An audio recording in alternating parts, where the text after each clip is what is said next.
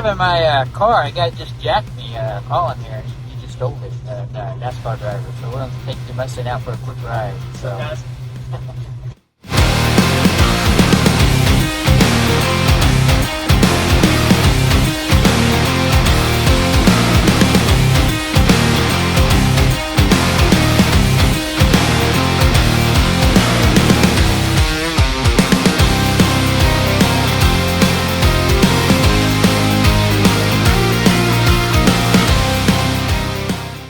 Come to Houston, so I drove the 4 hours down there.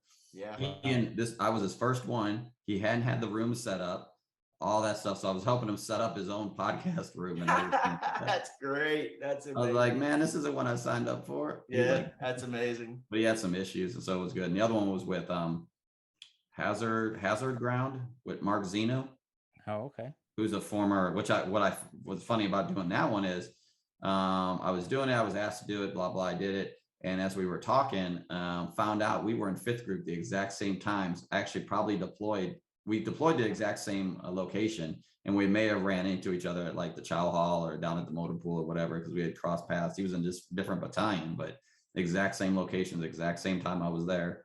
Isn't that crazy how people always talk about the world being big, but really it isn't. And I mean, I know you've heard that term, and of course it was a movie in the 90s, I believe, the 6 degrees of separation. Mm-hmm. Can you imagine how that does not apply to veterans and 3, maybe 4 times, I would think? And that's why Julie Cyril, who's a friend of ours, her research out of Kentucky showed that a suicide attempt, when you have a suicide attempt, it used to be for some, and I don't even know where this came from. It used to only, they say, affect 6 people. Her research shows that it affects 135 people, because if you actually look at your circles, right, you got your immediate family, then you got your family members, then you got your friends, and then you got your coworkers. I mean, it's a ripple effect. So if you look at you drop a rock, in the water and watch the ripples, that's the effect you have all the way out through your own circle. So the research shows it's 135 people that are affected by one suicide. That's a great point to bring up, and especially with social media, it makes everything smaller. So really, I'm surprised that number isn't actually higher, because it's probably depending upon how big your, some people do a lot on social media, some people don't do a lot on social media. So I think it's how big your platform was when that recorded, and when that was publicized, or when people found out and knew about it. It's pretty amazing. Hey, listen up, Mental Health Warriors. I want to thank you for tuning in. Tom and I was just having a great conversation. I'm super excited about the show tonight. A good friend of mine, Tom, that I've known. When did I first meet you? In 2000? Was it 2012 I first met you? I think so. I don't remember what it was at a conference. And you're going to know more about Tom's story. It's similar to mine. We became really good friends over the years. He just recently retired out of the military. So thank you for your service. We would always seem to run into each other in conferences. The last big one I think we went to was the 2017 DoD VA conference in Colorado, and that was a lot of fun. It was. Hey, listen up, Mental Health Warriors. Before I jump into it, please to go out to VeteranTrashTalk.com. Visit all of our podcasts. Visit our merchandise store to get your Veteran Trash Talk Mental Health Warrior shirt. Tom, I'll get you one in the mail. I'll get your address after we're done. Definitely. It's one thing I say about this T-shirt is I had a guest on my show, and she said I should put the text number on the back of the T-shirt, and so I did.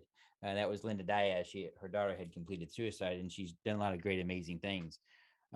So yeah, please go out there and order your T-shirts. We got a whole lot of nice T-shirts out there. I'm wearing the Ultimate Sacrifice Foundation T-shirt today. Just did a kind of an emotional post on Facebook. You can go out to my Facebook and see it.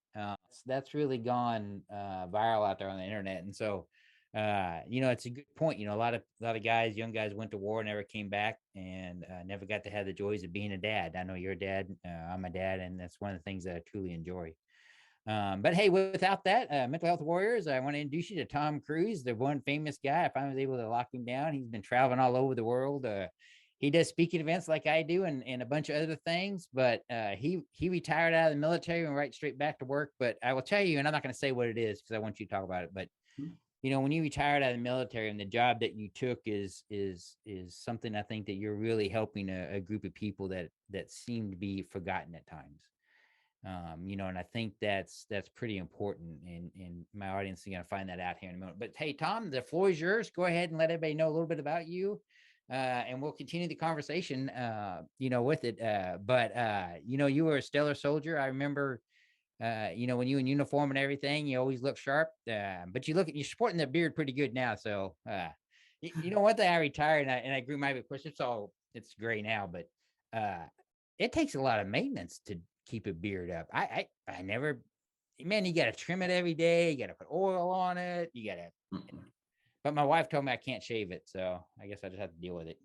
Exactly. That's the only reason I have a beard right now is I've tried 2 other times and those were deployments, and I got laughed at by Iraqis, and then so I never wore it again. And now that I've been out, my wife and son are the only reason I have it on, have one right now, because my normal instinct every morning is to shave. So I have to fight that.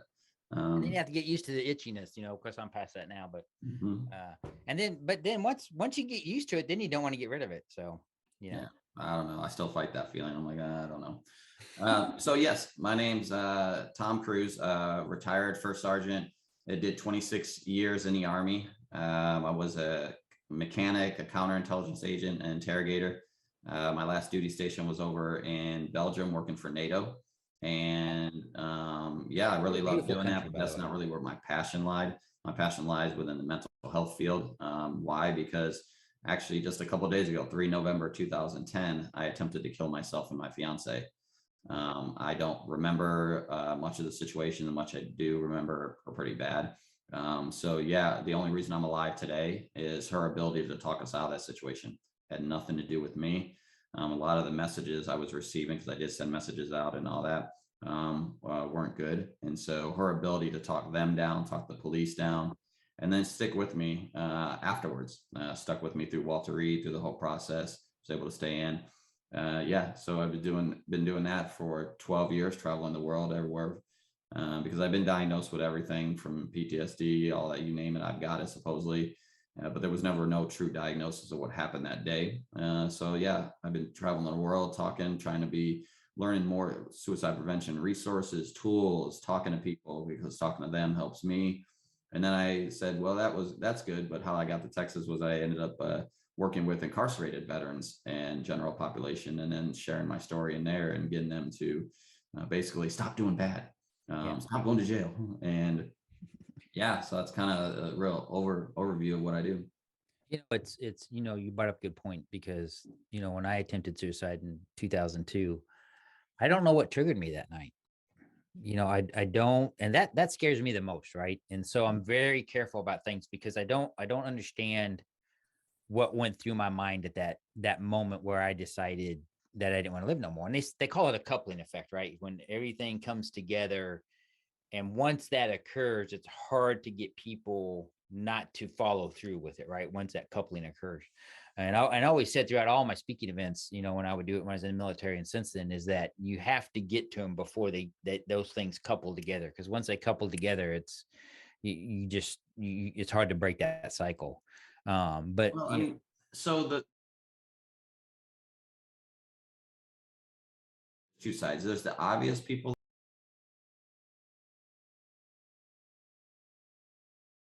Yeah. And then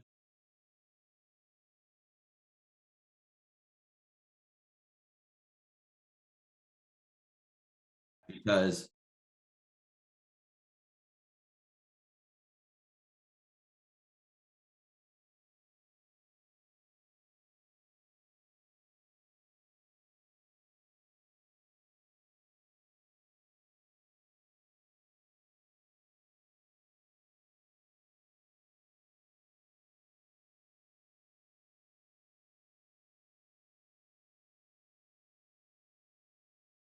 skeptic about mental health and therapists and all that stuff, but I had so many things that came about in a short period of time that I couldn't control, that my body literally quit.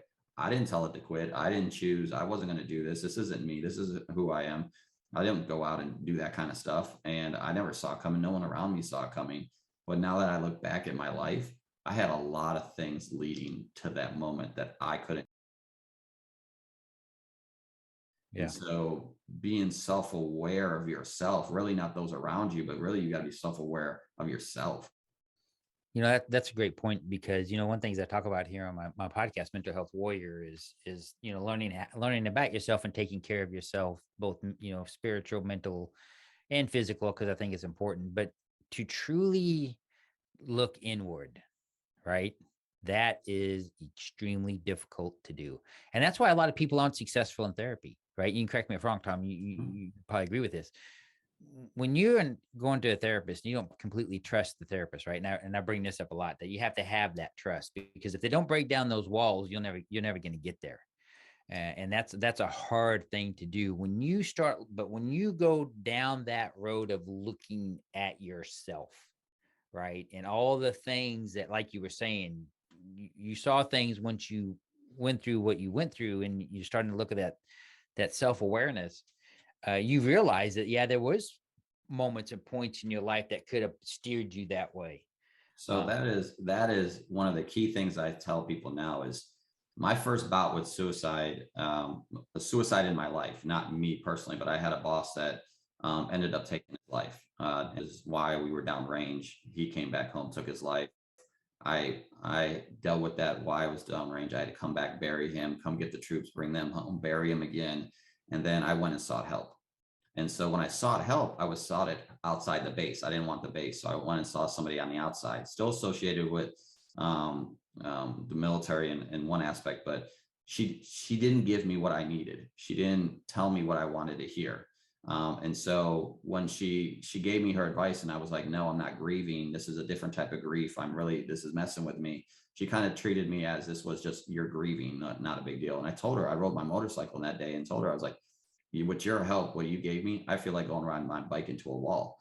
And she was like, she just let me go. She laughed. She was like, no, that's okay. No. You're just grieving. And so I never sought help again, because I was like, if this is the help I'm going to get, I'm never going to get it. Yeah. Fast forward 2 years.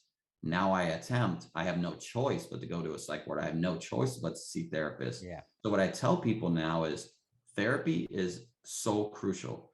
I should have not quit. I should have went and continued to find a therapist. Not that's going to say, Tom, you're right. The world is horrible. You're the man. No, everything you say is right. But somebody that's going to compliment me, that I'm going to share my deepest, darkest secret with, that I feel comfortable with giving them and receiving it back. So I should not have quit. I should have kept finding somebody that matched me, because you're going to share them stuff that you've never shared with friends, family, your spouses, yourself. So keep looking. Don't stop. If you find somebody that discourages you or doesn't match up with you, find somebody that does match up with you, that will listen, that does help you, but not somebody that's just going to pat you on the back every time you go in there and be like, the world's against you. You got to find that balance and just keep trying until you find it. Because like I use the analogy, how many of us have ever just dated somebody and said, wow, that's the one I'm going to marry and be with for 95 years, right? You've gone out, you've dated, you've tried out, it's yeses, nos, this works, that doesn't work. You've tested the water out and you found out what you're acceptable for and what they are. And it's a match. You dated multiple people to find the person that you believe is going to be your match. Therapy is no different. You find that match that's going to be there for you. And I tell people all the time too, when you're on your road to recovery, you may lose friends during that road, because then you start realizing, are they really friends? Or what really is going on is they themselves are having issues and problems. They don't want to address that. They see you getting better, or you changing your life or making positive changes, and they don't want to be part of that. Or they want to try to sabotage you because they're jealous, because now you're trying to find that happiness that has eluded them. I mean, that goes all over for I've lost. Well, I don't want to say I lost. I don't have contact with certain people in my life, family members, because again, they couldn't accept the way that I have to be now. And I understand that I don't have an understanding of what really happened, that it could happen again. And then the next time it does happen, it could end up poorly. So I have to surround myself with a warrior team that is going to be there to support me. And so I have had to cut family members out of my life because they're not exactly what I needed to be able to be healthy, to continue to be healthy. And that's how I used it when I talk to the incarcerated veterans and the guys in the jails is, you guys are going to get out and be put in the exact same environment that you're going back to. you need to make boundaries. You need to make your mental health strong. You need to be able to have a mentor, somebody to call when life is rough on you, and instead of you falling back to your vices of drugs, alcohol, bad homeboys, baby mama drama, all that stuff. You need to make yourself core strong, and you're going to lose friends because they're so used to seeing you being the OG on the street or the drug dealer or the drug user or whatever else. And when you come out and you're changed, people are going to come and test you, and they're going to be like, hey man, glad you're back on the streets. And when you changing and being going, you know what, hey, that's not my life anymore. That's not what I want to be. I want to be better for my family, my community, myself. You're going to lose a lot of those friends, and you don't have to lose them. You set boundaries. Yeah. You can still keep those people as your friends, address to them, this is what I need. This is who I am. You can either accept it or don't, and still keep your friends if they accept it. If they don't, you're going to have to make that tough decision. Yeah. And I think, especially for addicts, I think that's a hard lesson to learn, because then you realize, were they truly your friend, or were they just there because you gave them something that they needed? Whatever. Well, that's what I ask them in the jails. I'm like, so how many of these guys that are your friends, your buddies, your diehards, how many have put money on your books? How many have come visited you? How many have visited your family the right way?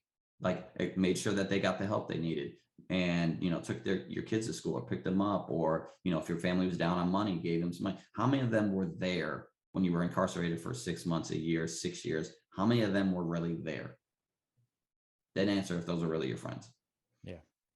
I'm kind of curious, and I maybe you can answer this. So if you are getting VA disability benefits and you're convicted of a felony, do you lose those benefits?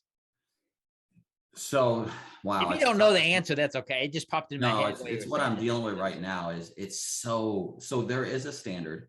You still do get benefits. It is cut down to like 30% or something.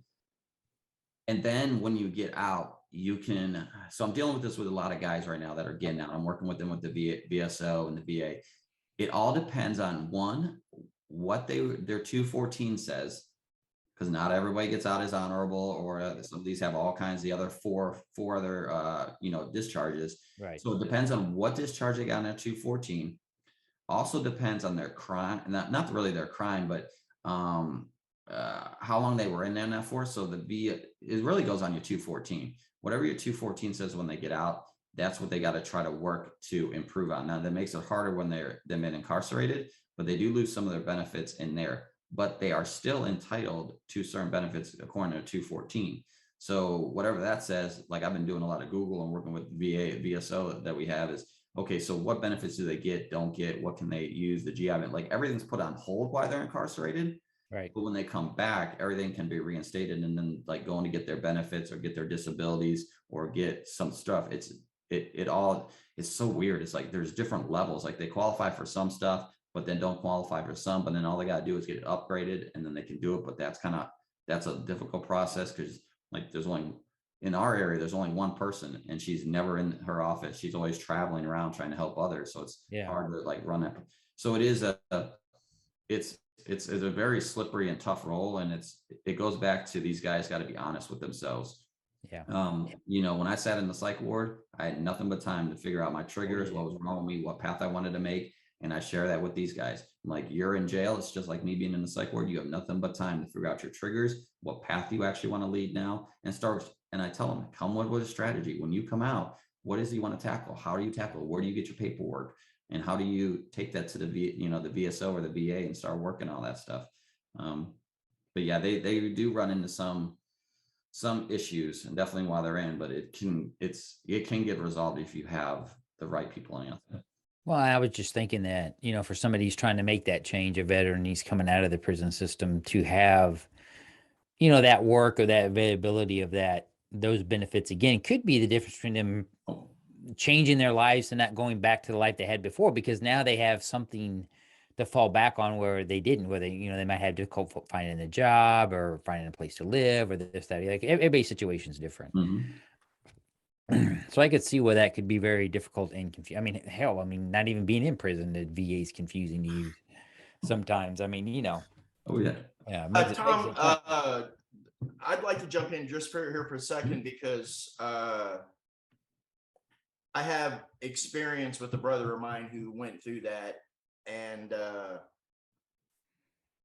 my concern is more for these men and women is, what about the medical treatment? What about the mental health treatment? I mean, that is a benefit, in fact, that they are deserving of, probably the most important one, even more so when they're incarcerated. Do they get what they need in that environment, or is that part of their incarceration or struggle as well? So it is part of the struggle, because regardless if they get the help in there or not for that, that's still just the struggle of always, you're always your fight or flight there. You have to watch out for your back. You got to watch out what you say, all that stuff. And even in the well-mannered pods, you still have to deal with that. They do have mental health support in there. They do get meds. Their meds are brought to them every day, or however that their med cycles are. They do get their medications. But that is a really good time for them in there to settle a lot of their issues. Now, probably do they see mental health as much as they want? No. But when they do start seeing that stuff, a lot of it, when they get out again, is a struggle, because they have to find some location to get that, right? So there are, at least here in the Dallas-Fort Worth area, there is a hospital that is for the underserved, which includes the incarcerated, so they can go to them, but they've got to understand that they've got to go and like register for it. There's a process, and then they can get the medications for free to low cost to free, and then stick with it. But it's an ownership back on them to do that. The veterans going over to the VA and filing their benefits. And then, because even if they have, even at least what I've researched, and I've got to work with the VA on this, no matter what their discharge was, they're still given the benefits from the VA. They're still the medical and all that stuff. Like, but the discharge messes with like their GI Bill and some of their other stuff. So it's weird, because some of the stuff that messes with it overlap, which doesn't make sense, which is, well, typical for the VA, right? Yeah. But they do get to be able to go and get they can get get a mental health appointments. They can get medications from there. They do have those rights according to the VA website, no matter what their discharge was. And the crime, and then their incarceration really doesn't play a role in it. Their 214 does, and then their own will to go do the stuff. Yeah. Well, and that's probably the biggest thing. It is, and I know you do it, but I guess there isn't like a program out there or an organization out there that caters to imprison veterans to make sure they have this information prior to being released, or not. So they do. So it depends. So like, I'm fortunate enough to Fort Worth, the facility that's here. We have a great chief. We have Chief Noakes, and we have a great Sheriff Wayborn. Sheriff Wayborn actually was the one that had said, "Hey, we're going to set up a vet pod." So there's literally a vet pod in the facility that I go to. So 24 guys, vet pod. It's literally their pod. So they make their beds. They get up and do PT. They've got the symbols all over the jail. And so they're held to a higher standard. And then we have a vet court here in Dallas-Fort Worth too. So and the two judges that are on it are veterans. So we have that, and but then you go to other locations, they don't have that. Like, I know Tampa has one, they have a vet court. Ohio, I think, has a good vet court. Like, one of the counties above here, Dallas-Fort Worth, has a vet pod, vet court type stuff. So it's hit and miss of where you go. Not everywhere has them, not every jail has them. It's not supported all over the place, but there are locations. So they do. So the VA comes and sees them. They can start some of their stuff in there. They've got like if their discharge is upgrading, they give them contact information of who to do that. They give them the VA book and all that. So these guys do get those types of resources. But again, it takes the initiative of the person to go do that. And what defeats you is this right here. This what defeats me every day. Yeah. I fight my mind every day. I mean, it's hard. I mean, and it can take you down a road trip so quickly. And it's like, I've dealt with a couple of course, I get Botox in my back, right? And then when it starts wearing off, because where it is, I get nerves firing weirdly across my chest. And it makes me feel like I'm having a heart attack, but I'm not. It's just the nerves, right? And it's like one thing the doctor said, I had a screen that popped up. Always said to me, if you're having a heart attack or heart issue, it doesn't go away when you turn your head, because when I would move my head, it would hit the nerve differently and it would go away or stop and move to a different part. And here, and I talked about it on a couple of podcasts ago, normally I can shake that off, but it took me days to shake that off. And it kind of spiraled me down to depression because Wow. it just makes me miserable. Because to me, working out is my release, right? It's what I do to decompress myself or refocus my training. And when I can't do that, I don't have anything else.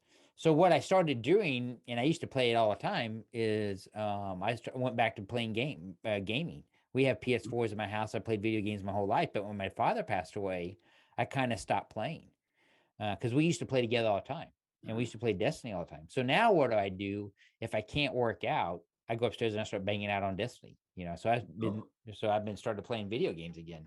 and that's what I tell guys both in the jail, out of the jail, all through my stuff. I said, not that I'm against medication or being medicated.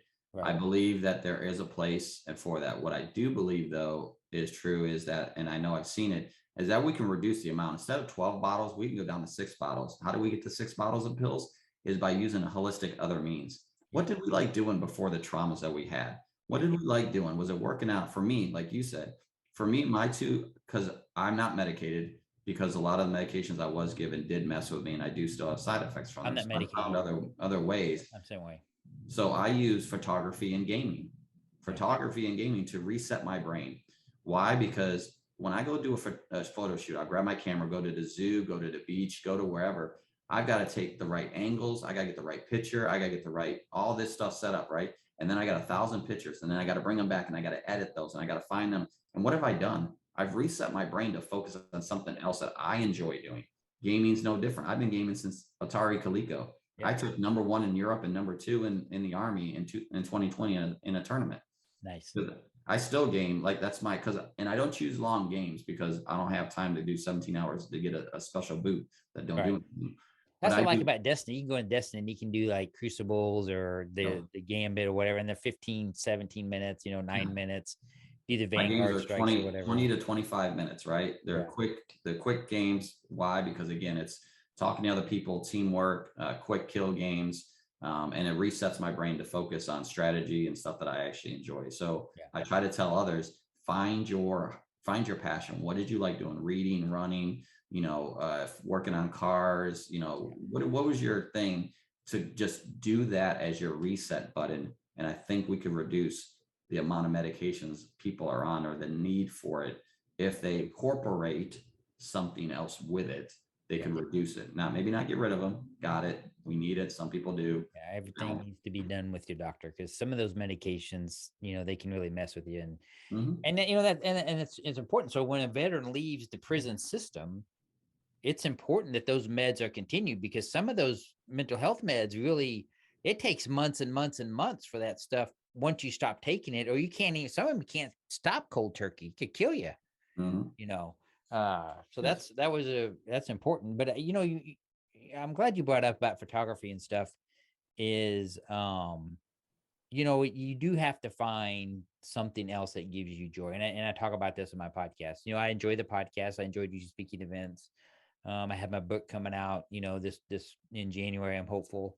Uh, so I try to do many different things. Of course, I do car shows. I've had my Mustang. I've done a lot of car shows this year and won best of show many times. But in the trunk of my Mustang, I have my T-shirt and the VTT stuff on the hood of the Mustang because who comes to car shows a lot? A lot of it's veterans, and they got their cars and they're happy to show them off and stuff. And so, I used to show cars a lot when I was a kid and I stopped doing it when I joined the military. And then after I retired, I went back to doing it. But I mean, that's a really tight community there. And I've had so many great conversations. And one thing I have a 1969 Mustang. And guys who follow me know because we did a big project on it. And then I just modified my 2022 Chevy Colorado truck this year. But one thing I didn't realize with my 1969 Mustang is that how much of effect on Vietnam veterans that 1969 Mustang had on them. Mm. And because I don't know how every show I go to, I got guys coming up to me and women who say, this was the car I always wanted. This is the car that I bought coming out of Vietnam, or this is what, at the military academy, this is what everybody was driving was the 69. Of course, mine's a coupe, but it's a cool coupe, right? And so you guys can go out and look at pictures of it. I'll have Kevin throw a picture up when the podcast when you guys watch this. But you know, and I was just surprised by that and the stories that you hear of it. But the joy in their face when they're telling the story, right? It took them back to that moment. And I'm sure you feel this when you take a photograph. When you take that and I take photographs with my phone because sometimes just odd things appeal to me, right? Like I posted a picture on Facebook and Instagram a while back of just a leaf floating on a pond. But the way the shadow was, the shadow kind of went down into the water, the leaf, and he had it perfectly until it slowly faded away. I don't know. I just liked it. So I took a picture and posted it. But it took me back to that moment that, I was fishing with my two sons down there at the college that he goes to at Hampton, Sydney. And so when I'm upset or having a bad day or something, photographs can be very powerful because you take you back to that moment. I think that's why memes are so, memes, people, I'll post a lot of memes on my Facebook page and stuff. But I think on certain photographs, they really resonate with people. And it's not so much what is said, but I think it's the picture. Oh, yeah. Would you agree with that? Oh yeah. I think, being in the military, we got to a lot of ours are dark humor memes. So like not a lot of people. Well, that's get why Veterans Trash that. Talk exists. Yeah, and I got a little I got a little core group of guys that we got a group chat, and we stick together, and we'll send each other stuff, weirdness that we see, because they're all over the world, so we send in stuff, and like it's weird because one guy will just put one thing up, and instantly, no matter where we're at, we all get it. It's all just like, yep, been there, done it, or yep, no, I've got this, and then like we'll throw up two or three memes, or harass the guy that sent the meme, and it's just it's that camaraderie that I don't feel out here. And people always ask me, have I adjusted well from being out? And I've only been out a year, right? And I'm like, no, I have not. I do not understand this world. I don't understand, I don't understand working in a civilian setting, where I'm there, they say meetings at 9, I'm there at 8. Or if the paperwork's got to be done, and like I'm very regimented, like, give me a project, cool, got it done. If I don't get it, we're gonna go sit down and talk about it. But it's like, it's just the civilian side is just, it's still a very much overwhelming for me. And I can see where, as a guy that's been incarcerated, a veteran that didn't get back and was struggling just when he got out, whether he got out because he wanted to or he was told he had to get out. They told him to get out, and then he was incarcerated, and then trying to get back to the real world again. It is very overwhelming. It's overwhelming for me. And, I have I don't want to say a good life. I mean, I have I have the life that I'm leading. Yeah. But now these guys that have all these struggles, and we're not wondering, well, why can't they just get out of jail and go to work and why? Because the system is against them. Yeah. To get a place after you've been incarcerated is nearly impossible, because the communities, see them a certain way and don't want them. Then the jobs, they only give them certain jobs because every job now requires a background check 7 to 10 years. It's very hard. So it's a lot of, unless you have that core, like luckily I have a core group guys that I can share those memes with, that I can talk crap with and all that stuff. It can be very overwhelming. Yeah. I was at an event a couple weeks ago, and Nick was in town, and I took my Mustang down there, and one of the guys that was running one of the other things going on there, he retired. And so, and then like you, I retired August of 2021. And of course, I don't work. I retired because I have to take care of my youngest son, because my wife still active duty Navy and she's stationed in Rhode Island. So it just makes more sense that, and of course, we structured our lives to where I didn't need to work. Thankfully, I'm thankful for that. But he was asking me, he says, so how did you adjust to being out of the military? Right. He was having a hard time with it, because now he's sitting at home. He's got a 2-year-old. He's bored out of his mind. He's day drinking because, he's bored. Right. And he didn't find anything to fill that gap. And you bring up a good point, is you have to, in the military, everything's structured, right? A lot of people don't realize that. From the time we wake up till the time we go to bed, our day is structured. Even though you don't want to think it is, it's structured, right? You got to get up a certain time, you got to do BT, and you got formations, and you got meetings, and you got this, you got that, no matter what level you're at. And when you retire or when you get out, what do you have to fill that gap? And I think that's where a lot of people get into trouble, because they don't realize it. And then when they do realize it, sometimes it's too late, or sometimes they're dealing with PTSD issues or other issues that takes them down that road to where maybe then they get arrested. Well, if somebody has PTSD issues and they get arrested and they go to jail for whatever they did, Well, if they didn't get that treated or learn how to deal with those triggers, they're going to have a harder time when they come out, because now, just like you were saying, it's not as easy to find housing. It's not as easy to find a job, and so you just make the pile bigger on them. Which is So why I like what we're doing. One Community USA, I'm the director of Pathways to Hope, which is helping offenders pursue excellence.